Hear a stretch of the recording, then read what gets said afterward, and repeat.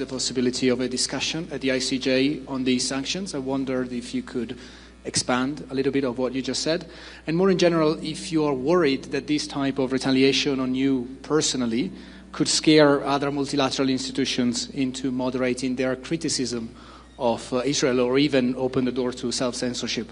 Thank you. Yeah, I will answer the second part of your question first.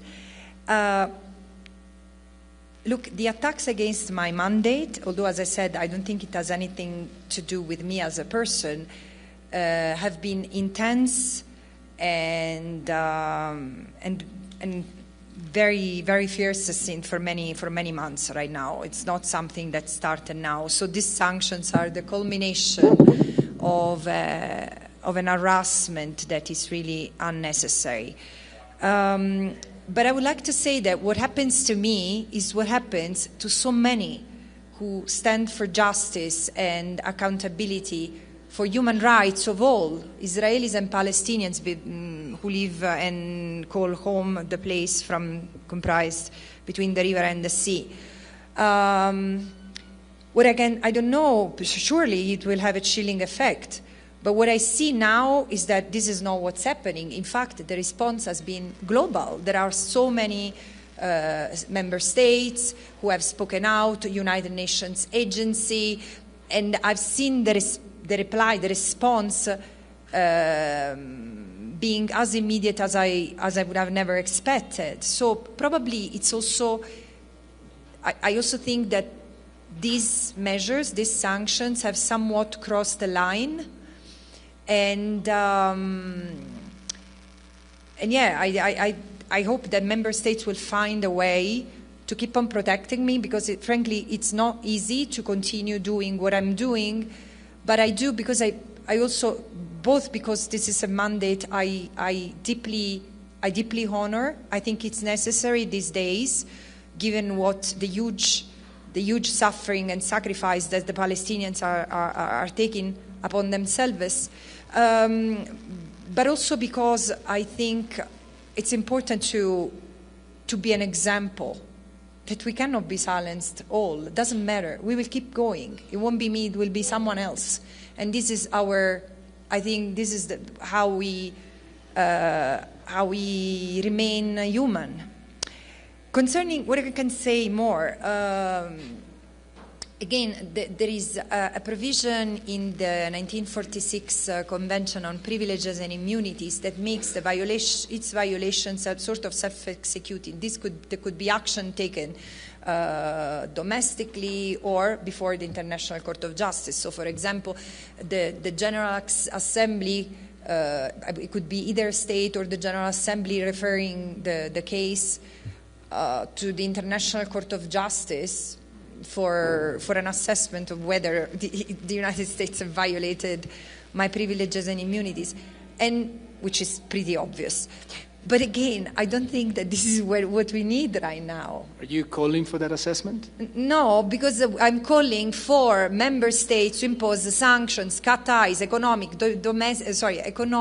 diplomatic, financial, military, strategic ties with Israel, and also make sure that any private actor or entity, being them arms manufacturers or companies producing goods and services or parts of the supply chains, banks, pension funds, and even universities and charities, stop being complicit with the crimes that Israel commits, because there are so many entities directly linked, contributing to and even causing human rights violations and even crimes. I mean, the 48 companies, entities I have mentioned in my report, they're just illustrative. They're not even the tip of the iceberg. They are illustrative of a system which must be dismantled. And so there is so much to do on this front that I don't want anyone to waste precious time with other issues. History will prove who's been on the right side over the past over the past months. Alexandro Rampieti. Buonasera anche da parte mia, switching to English. Following up on what you just said, do you think that under international law the scale of U.S. support makes Washington a party to the genocide you've outlined? And if you could tell us what concrete action could come out of here that could make a difference. Thank you. I think I've made a number of recommendations and comments on the concrete actions that must come out of these meetings, which means that the most important thing is that member states need to evaluate, to assess all the ties they have with Israel and cut them. There is nothing neutral. I mean, imagine of being in the 1990s in the face of apartheid South Africa. What would you ask to disengage from the Bantustan, the economy of the Bantustan, to impose sanctions on South Africa just for what it does in the Bantustan, or for what it has done to the non-white South African population? And this is the same thing. Besides the fact that, again, as I said, colonies do not exist on their own. Colonies are connected to Israel. Colonies absorb 10% of the housing needs of Israeli citizens. The water in Palestine, in the West Bank, is being used by Israel. There is one and one only grid, and this is the same water that has been curtailed from the Palestinians in Gaza. And so, and you know, the partnership of the universities are not neutral, because even when they engage in the so-called agribusiness, the agribusiness is experimented also with Palestinian resources. So this is what member states need to know and to see. There are certain actions, because the focus of the meeting is the Gaza crisis. There are certain things that are necessary, and an arms embargo, including dual-use items, components, must be imposed. There is no way to slow down and then to stop the killing machine that Israel has put in place other than stop arming it. Or there is no way to address the starvation and the total collapse of the health system without sending vessels with humanitarian aid. Guys, this is what makes us human. I mean, we can keep on talking, but eventually we need to ask ourselves, what would we want if we were there in Gaza or in the West Bank, etc. And again, I truly hope that member states will consider this. Sorry, there was a first part. The other question was about the U.S. If the U.S.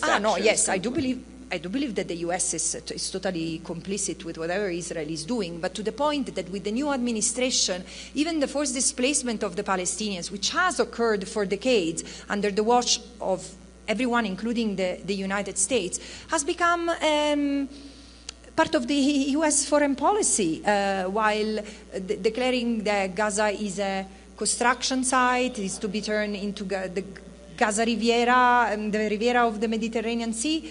And also the U.S. is clear, not only has provided weapons, is the first arms suppliers of Israel, followed by Germany, against which there is a pending case for genocide, by the way, but has also provided political support and is really engaging into mafia-style intimidation of so many who are trying to stop it. And this is why I keep on saying it's about also breaking the silence. Look, something that I've said before, there are 193 members of the international community, of the United Nations. It's about time that the other 191 realize that they have nothing to gain from the criminal endeavor which is committing a genocide which has turned into a genocide in Gaza. And also this must be a wake-up call for all of us, besides member states, as citizens of our own countries and of a global society. Those of us who do not control weapons, algorithms, and large wealth, what do we have to gain from it? Don't we see that this system is also experimenting weapons and containment techniques over a defenseless population? Do we